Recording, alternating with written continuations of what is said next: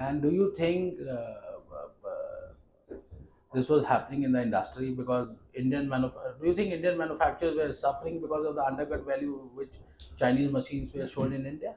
See, till from to give you a brief that from 2000, so we started our first laser cutting machine, marking machine, welding machine way back in 1994. Okay. Since 94, we had been to CO2 lasers, YAG lasers, green lasers, lot of lasers.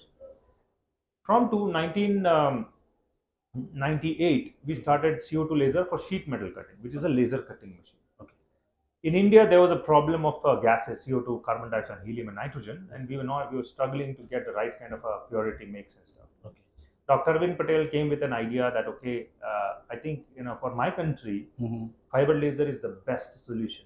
Okay. And then we unknowingly Okay. became the world's first manufacturer of fiber laser cutting machine because necessity is the mother of invention. Yes. There is a so when he started with fiber laser, it was a very nascent technology.